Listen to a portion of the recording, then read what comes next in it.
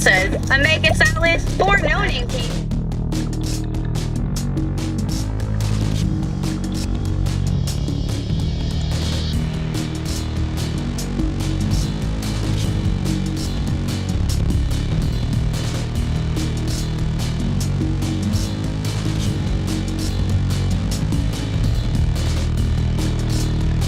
With blade waves that only hit left and right, you gotta run when mobs come from top and bottom. Bob, since we've already got one, let's upgrade it a few times. Made it to 8 minutes. First time, ammo ed into a demon blade. Whoa, its impact heals you. I don't have to run.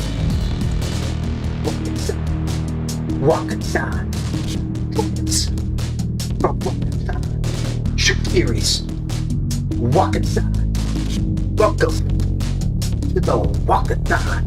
Walkathon. Walkathon. Shaqiri's Walkathon. Walkathon. Walkathon.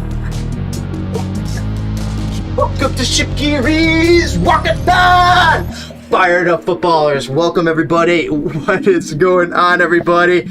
Welcome to sign-ups for Shaqiri's Walkathon. We'll get into that story and more. Oh my gosh, I actually got a lot on the docket for you today, including Fire fan reactions to the season, what to expect for next season, Ezra out, Ice out. We answer those questions and more. And we also give you a little blast of positivity.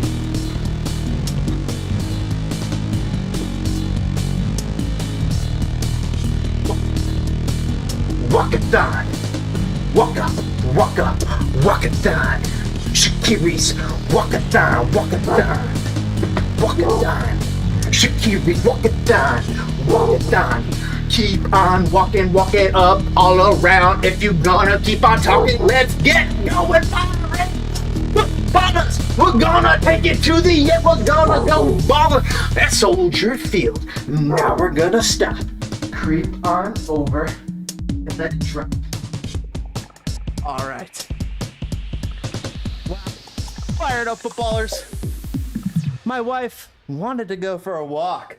Walkathon signups for Shaqiri's Walkathon. Taking place here on YouTube. Comment below. Let us know what your opening bid is, what you're pledging per mile. MLS table. Not looking good for the Chicago Fire to make the playoffs at the moment. What are you gonna do? I want to talk about that and the reasons why we're here again. Get into that with DPG, 10-year plus season ticket holder, very shortly. Upcoming schedule, they got Inter Miami on the docket Saturday. And then you got the last game of Georgi Mihailovic versus Chicago Fire for a long time, before he gets shipped over to Europe. Then Chicago versus Charlotte, then Cincinnati, and then close out the season with New England. Game's going to be at Toyota Park. Not even closing the season out at Soldier Field because the Bears are back in town. We'll talk stats, disappointments, busts, surprises, successes, that and more. And we got a couple conversations we want to get into you with. The good, the bad, and the Slonina. That, a couple other things. Thanks for joining us here on SPITTINGFIRE, everybody. So, how's it going, guys? Kick that like button. What are you guys thinking is going to happen for the Chicago Fire anytime soon? Like, what is your feelings about the Chicago Fire? The direction. Where they're going to be next season, the next season after that. By World Cup, by the time the World Cup in the USA comes around in 2026, well, also in Canada and Mexico. But what will the Chicago Fire be then? Will they be successful, remotely closer to an MLS Cup, or are they going to be just as far behind the 8 ball as they are today? Chat. What is there to be hopeful for right now? So when I think about other clubs, when I think about a club like Atlanta United, they're really a little up in arms over there, the fans are. I mean, Joseph Martinez is in another fiasco, another fracas with the coach. and resulting in a suspension for Joseph Martinez and very recently, as well as the team once again, Atlanta United, not making the playoffs for a couple years now. Ever since their 2018 bout of success, it's been a plummet from grace for Atlanta. However, they've had the support of the fans. Despite that support, not stacking up to wins. And we all know who's there. It's Carlos Bocanegra, ex-Chicago Fire. Certainly wondering if he might benefit from a new change of scenery, but digging out of holes doesn't seem to be a speciality, does it? That brings me to my point. Who have the Chicago Fire hired to get them out of this hole that they have dug, and then also was dug for them, and then the shovel was handed back by MLS and John Garber, and then they passed it back to the Fire, and no matter what, and then they passed it over to Nelson Rodriguez, and then they passed it over Heights, and they passed it upon, no matter what, somebody was scooping, or they passed it over to Hauptmann, then they passed it over, now it's Joe Mansueto, and Joe Mansueto has unwittingly picked up the shovel and continued the burial of Chicago Fire. Now, one thing I've often said here is how the Chicago Fire have did really well to seemingly pull out the rot inside of the club and readdress those, and with new foundation, new cement, new wood, new fixings, and really fix what needed to be fixed. It's not enough right now because the rest of MLS fixed those problems in 2012. We are 12 to 14 years removed from half of MLS already resolving most of the problems that actually belie Chicago. What's up, Connor? Dude, we're talking about MLS clubs, what makes successful MLS clubs, why certain MLS clubs are behind the 8 ball, and what could be done, if anything, for those MLS clubs to play catch up. Think of the terms in the NFL. In the NFL, sometimes some say it takes about 3 years before any given team could really compete. It's a little bit, it is that because the teams are stacking talent. They stack talent according to the contracts and the rosters, and they go for it over a period of 4 to 5 to 6 years. Look at what Buffalo is doing. Look at what Chargers are doing. Look at what the Chiefs have done, but Chiefs have had to enter a bit of a rebuild mode because they've gone to, it's extended past their initial phase, right? Now they have to rebuild, and then we're going to see phase 2 of Mahomes, right?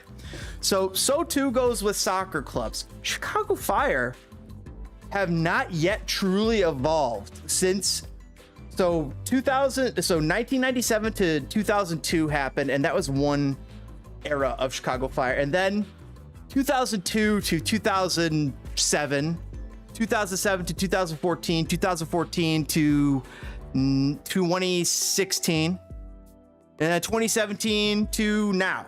Those are kind of the periods I think that we can kind of earmark for the Chicago Fire. And like those ever since 98, 90, the 01, it hasn't really been good enough. Like there's been flashes, but the investment has been in the wrong places. The choices have been made continuously in the wrong places. The wrong decisions have been not made. Look at how many players are across MLS having success, like John Thornton over at LAFC, and Carlos Bocanegra to a degree when he first started at Atlanta. Look at what those guys are able. Jim Curtin over at Philadelphia, the coach for Leeds United, Jesse Marsh. Look at what these Chicago Fire legends have been able to do, and how none of them have really been involved with the club. I mean, outside of CJ, who's here now, and there's been question marks of the choices made, and it's compounded mistake after mistake. Meanwhile, teams like Kansas City incrementally get better. Even though they're not good right now, they still have Peter Vermees, an actual MLS coach, and that's no slight on Ezra Hendrickson, what he's been able to do with this team. But I was listening to an NFL podcast earlier today, and they were talking about the Jaguars situation when they brought in the previous coach who was there for 1 year, the Ohio State coach, and he got chased out of town because he did not get along with anybody. He made mistake after mistake, including grinding out a co-ed after a game. And he's like head coach in the NFL. But so just the stuff that's unbecoming of your head coach in public, right? And not what you want of your leader visibly. So leadership is all about visibility, of course. And it just the Chicago Fire have not made the right choice in leadership, in retaining leadership, in choosing leadership, and those choices are compounding, including the choice to retain Georg Heitz. To let him have another go at this, it's created more problems, a deeper hole for this club to even dig out than it was before. When Joe Mansueto was trying to have success with this club, when he just bought it, and he's like, "Oh, I got Schweinsteiger here. I can make things happen." Now he's quickly realizing MLS is a much more different animal than he's given it credit for. Think about that. MLS is a much different animal than Joe Mansueto, the owner of Chicago Fire, has given it credit for. He's not treated this club the way it needs to be treated to be able to get it back to successful ways. He thinks he has. He thinks he's done touch-ups, but this is not a well-kept chassis that was given to you by your dad that was been kept in the garage. He's been working on it for years. No, this is a jalopy that's been falling apart since 1962. Missing the hubcaps on one wheel. It has no bumper. The axle is in half on both sides. It's actually, they're not connected fully, so they've created they've re-welded them. It is just, it needs so much overhauling, this whole apparatus, compared to all these other MLS clubs, which overhauled those issues, fixed those issues as they were coming along back in 2005, back in 2008, back in 2015, in order to become MLS 3.0. Chicago Fire are still stuck in MLS 1.5. They haven't even made it to MLS 2. They don't have the facilities to compete in an international level or a national level. Chicago, the third most populous destination city populous in America, and TV network, whatever it is ratings wise. It's just Connor saying the Fire might pull a Chelsea at the end of the season. Well, Chelsea just went and fired Thomas Tuchel today, citing that there's been problems fomenting underneath the surface. I mean, they're not starting Christian Pulisic. I don't know if that actually has to do with it, but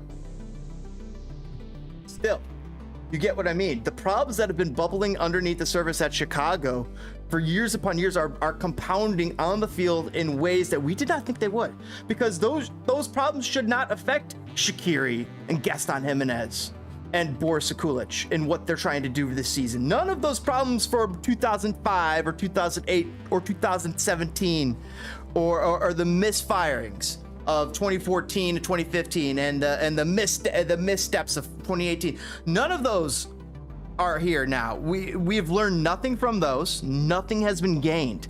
That's the other thing. We're sitting here with like nothing lost. I mean, so everything lost and nothing gained. That's how I know they don't care. That's how I know they don't give a fuck. That's how I know they as much as they give lip service to saying that, oh, they want fans. Oh, they want it to make things right. Oh, they want to make things better. The actions speak louder than words. Look at what they're doing compared to LAFC, Toronto. The team that we just tied last night, who's going to make the playoffs, is Columbus, who's Caleb Porter, an actual MLS coach. But back to what I was saying about this MLS podcast in a roundabout way. Chicago Fire don't have an actual MLS coach, and I wonder if that's one of the problems that's hindered them this season. And that's a decision problem that was made by the GM. Another mistake, in my opinion, in a long line of mistakes. At what point do you say, made one mistake too many, we gotta go another direction because we're looking to have success for this club and go up instead of going down or staying down? It's like the Chicago Fire have two anvils attached to them and it just can't catch a break. But so this podcast was saying that how this coach for Trevor Lawrence was just not good enough, and just was a college coach. And that's what Ezra Hendrickson is. He's an assistant coach. He's a college coach coming up to coach the big boys. And when the big boys needed a big boys coach, and that's also what this podcast host said. He said when they needed an NFL coach, Shaqiri needs an NFL coach. As much as I love Ezra Hendrickson and I love the project that's developing here, but I think you got to move half this team out because you got to get new voices or new mindsets in there to buy in again to what he's selling, to buy into what Ezra Hendrickson is selling. I like Ezra Hendrickson. I actually do. I like him more than I like Heights. And in another situation, I hire him instead of Wiki. And the 3 years that we afforded Rafa Wiki to flap in the wind like a flaccid piece of apricot, dried apricot, it should have been afforded to him and not Rafa Wiki. Although Rafa Wiki having a modicum of success over in Swiss League, maybe the 3 years of college at Chicago Fire, coaching Chicago Fire, helped him so he's able to go coach those big boys a little bit better. His second destination, learning from his last stop here. That makes sense in a way. Rafa Wiki learning from the mistakes here and then moving over there and fixing those mistakes. It's interesting that Ignacio Eliseda is over there, so he's going to be hearing the message, but now in Swiss. Wonder how he's feeling about that. But will we see that in Ezra's next destination? I think so. I think I've seen flashes from Ezra that could see him warrant a second go from somebody. Does he deserve a second year at Chicago Fire? Of course.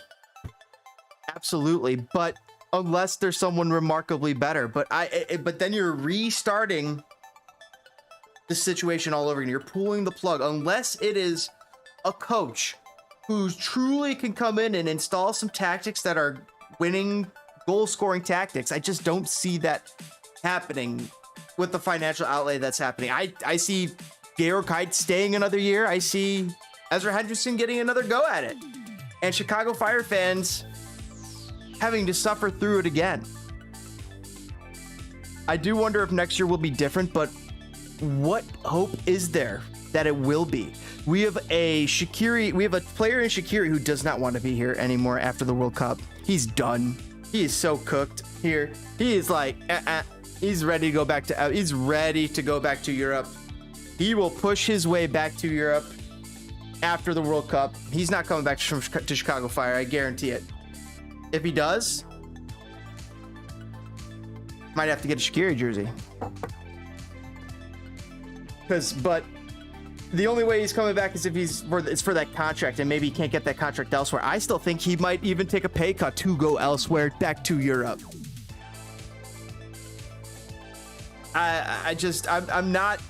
I'm becoming less impressed with Shaqiri and his behavior and the way he's treating the Fire, guys. The way he's treating the Fire. He's treating the Fire like we would treat a USL team in the MLS. It's his warm-up. It's his rec league that he's playing in while he gets ready for World Cup.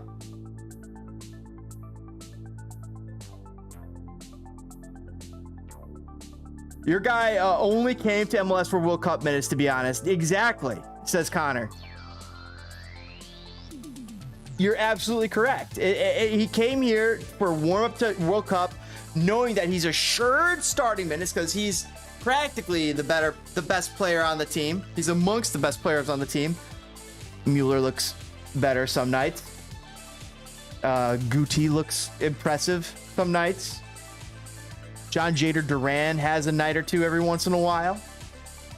I mean, Pershabilko is now quietly leading the Chicago Fire in goals, guys, with 5. And he hasn't even been starting the past few games. So they're saying, I wonder if after the World Cup, Shaqiri might actually be a bit more committed. Worried about that injury right now. So maybe Sodays brings up a great point. What's up, Sodays? Good to see ya.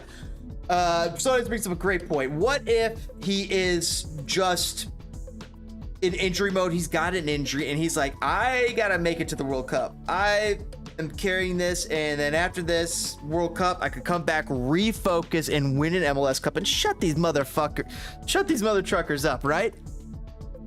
I could see that. You could see. I think you could. Shaqiri is an interesting player, guys. You could see that fire. You could see that flame. You could see that shoulder. But also, you could also see the rejection. But also, you could see the the want to prove you wrong in him, and that's what I do like about Shaqiri. Yeah, I followed it. World Cup, not WX. World Cup. Yeah. Are the Fire still mathematically able to make the playoffs? I do not believe so. So 38 points, 32. They have 4 games left. Let's double check. 5 games left. So they could go on a 5-game tear, stack 15 points, and maybe have a chance of making the playoffs, but it doesn't seem likely. Connor, they're shooting for 46 points, which is they're at 32. They are well off. 14 points off. So they really need to go 4 wins and 1 tie on their last 5 games here. And I really doubt we're going to get a Shaqiri that's going to be putting on a full effort. He's going to be more of what we've seen the past few games. He's in World Cup preparation mode. If he feels something pop up in his leg, coach, bring me off. He's got to be ready to go for World Cup Qatar 2022. What's up, FC Neo Tokyo? Thanks for coming back. Thanks for renewing. Greatly appreciate it. Mitch Kelzer, thanks for renewing. You're a Chicago Fire. You guys are amazing Fire fans and supporters of Spitting Fire. Greatly appreciate it. Mitch, good buddy. And Tokyo, FC Neo Tokyo. Go check out his channel, Toke. He's got a good one. He's Trippin' Toke over on YouTube. We got him on listed as our friends of the channel. Been playing some fun games lately. But Slow Day saying, Connor, they're shooting for 46 points, and that's 4 wins and 1 tie. I don't see it happening at the moment. Guys, I also want to talk about some of these other things as well. But besides stats and how Shaqiri is leading the Fire far and away in stats, 4 goals, 11 assists. I mean, he's producing as you want, as a DP should. He's producing what you want out of Gaston. Well, maybe you want half of that out of Gaston, but all the same, you're getting stuff out of, you're getting performance out of Shaqiri. It's just, you're also getting a person who pulls himself out after 30 minutes when he's got a little thing in his leg that he's like, that's popping up. He's got a little thing in his ankle that he wants to go attend to and rub some lotion on the sidelines, or he forgot to put suntan lotion on before the game started. So it's about 45 minutes, and yeah, just take me out, coach. But the other thing that we don't see about, that we can't forget about Shaqiri is, as much as that reason is because he is a competitor. He wants to be able to compete in the World Cup, in the greatest competition of soccer. And he still thinks he's amongst the best players to be able to go do so for his nation and be able to, he's the best shot they got to go as far as they can. We need him, and it's, so this is kind of the problem with Georg Heights. We highlighted this issue. I think even Slow Days was talking about it. We were way back when we brought in Shaqiri. We were saying, what's going to happen when World Cup comes around? What happens when push comes to shove? And we were saying he's probably going to lean towards taking himself off early and preserving himself so he can make the World Cup. I don't see 46 points happening for Chicago Fire. Do you, chat?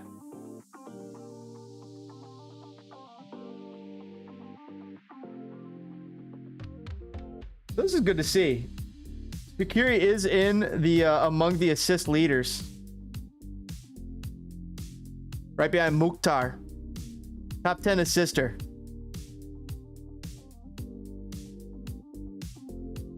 Where's Georgie? He's not on here.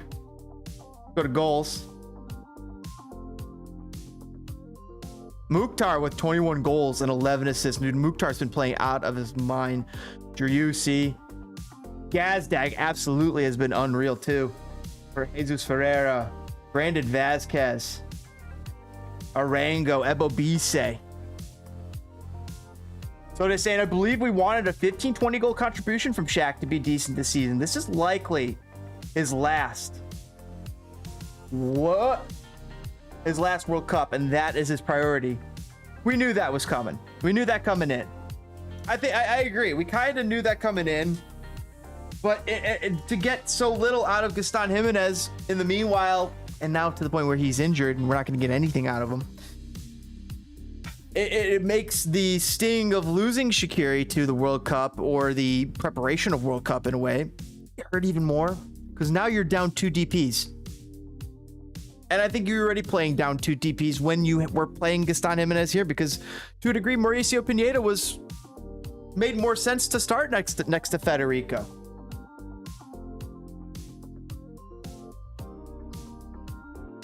I want to find Georgi Mihailovic's stats.